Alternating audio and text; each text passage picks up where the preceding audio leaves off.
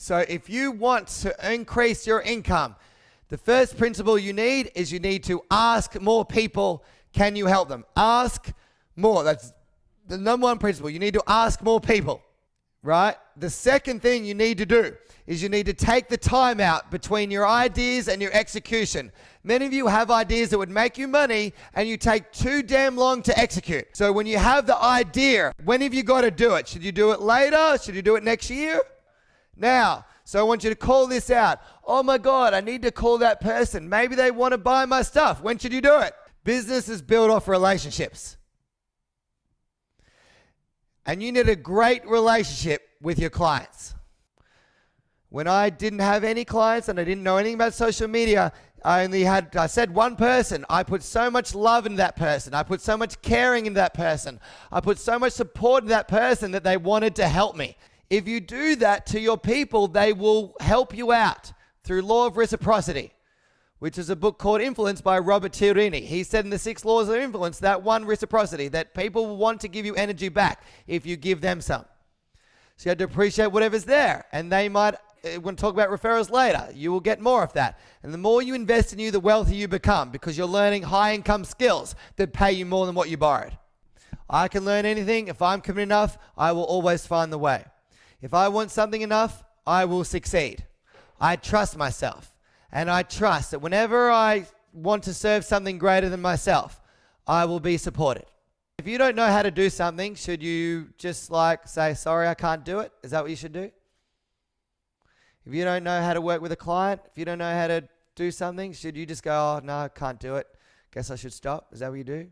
No. You're going to say yes and find out how when. Say yes and find out how later. And then you're going to say, oh, what? I'll fucking handle it. To make $1 million, you've got to think about this. I really only, if I want to make $100,000 this year, I only need about 100 people to buy a $1,000 thing. That'd be 2 sales a week and I could make 100 grand. How many think that's achievable, even if I had a $1,000 thing?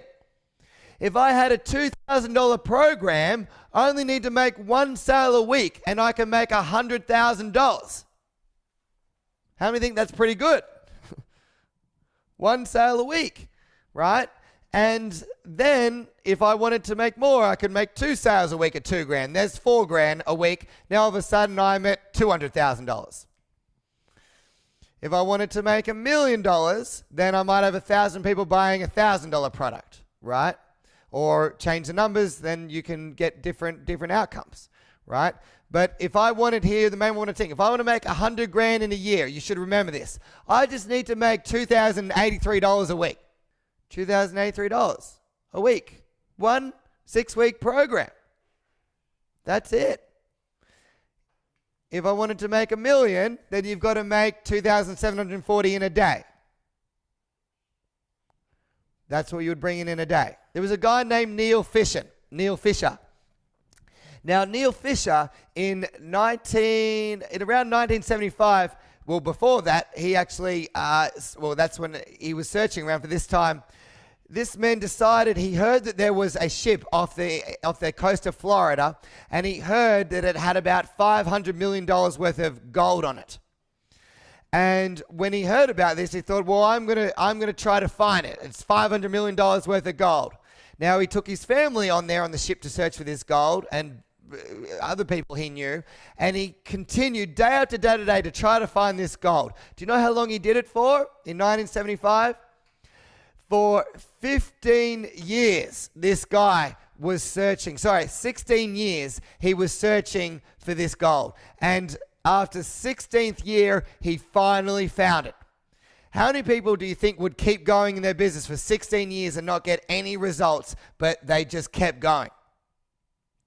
And so you have to decide in yourself, in your life right now, what am I going to master? Am I going to really decide to be good at this coaching stuff, if that's what I'm doing? Because this is a long-term game, and the million's not going to drop the sky overnight. It's very rare. It generally takes the average person at least 10 years. I didn't look outside for 3 years from my bedroom. I don't advocate that for everybody, but that was my life. Because I had a lot of past pain and I wanted to change my life immensely, and it was just me. And that was my only value. You don't have to do it that way. You can take longer if you want, but you need to stay the distance. So this man had 3 beliefs, and you need all 3 to stay the distance and succeed in your coaching business. You have to have long-term mindset. The first one is you have to believe the treasure is out there. That's what Neil believed. He believed that I can succeed in my business, that the treasure is out there. The second belief you need to succeed in this coaching business long-term is you must believe that I will succeed and that I must. If it's not a must for you, you will not find a way. You will give up 3 feet before you hit the gold, as they talked about in Think and Grow Rich. I will and I must. And the third belief that you need is you have to believe that it's worth it, that it is worth the sacrifices. It is worth, if it's needed to, staying up late. If it's worth, if it's needed to, getting up early. If it's worth, if it's doing these uncomfortable things. You have to enjoy what is uncomfortable and sit in it, and you need a high pain threshold. You can write that down. I need a high pain threshold. Elon Musk talked about this for him to start $3 billion companies in a year. Tesla, SpaceX, and all 3 companies. So when he started them, he knew that he needed this. And PayPal.